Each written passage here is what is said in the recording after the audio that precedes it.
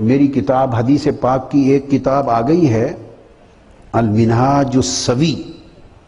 میں اس لیے ذکر کرتا ہوں کتابوں کا تاکہ آپ احباب اور علماء پڑھا کریں، اور بیان کرنے میں تامل اس لیے نہیں کرتا کہ میری تصانیف میرا کاروبار نہیں ہے، یعنی میں ان کی انکم کا ایک پیسہ بھی نہیں لیتا، اپنے اوپر حرام کر رکھا ہے. کسی تصنیف تقریر کا کوئی پیسہ رائلٹی میں نہیں لیتا، یہ سب وقف فی اللہ و وقف للرسول ہے صلی اللہ علیہ وسلم. اللہ کی راہ میں اور حضور علیہ السلام کے قدموں میں وقف ہے آقا کی امت کے لیے. سو میرا معاش اور روزگار جو علم ہے یا تصنیف و تالیف یا تقریر نہیں ہے، تو میں اس لیے یہ بتا دیتا ہوں. وہ یہ نہیں میں کتابیں بیچنے کے لیے سمجھا رہا ہوں.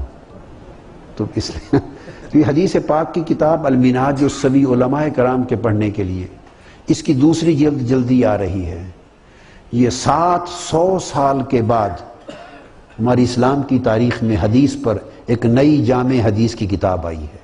700 سال کے بعد، مشکات المصابیح کے بعد، امام خطیب تبریزی کی مشکات شریف کے بعد، یا امام نووی کی ریاض الصالحین کے بعد، جامع عقائد اور اعمال اور عبادات اور معاملات اور جمیع امور اور اخلاق، جامع احکام پر مشتمل اور احکام پر مشتمل یہ حدیث کی ایک مختصر کتاب 2 جلدوں میں 7 صدیوں کے بعد امت میں آئی ہے.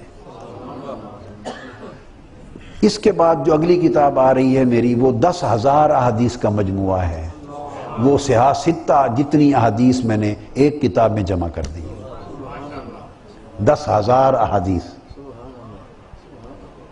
تو اس میں نے سب احادیث کو جمع کر دیا ہے، تمام احادیث کو جمع کر دیا ہے.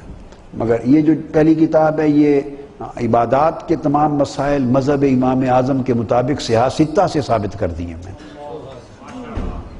اور اسی طرح کی باقی چیزیں ہیں، اور عقائد کے اعتبار سے نئے نظم کے ساتھ اس میں تمام مسائل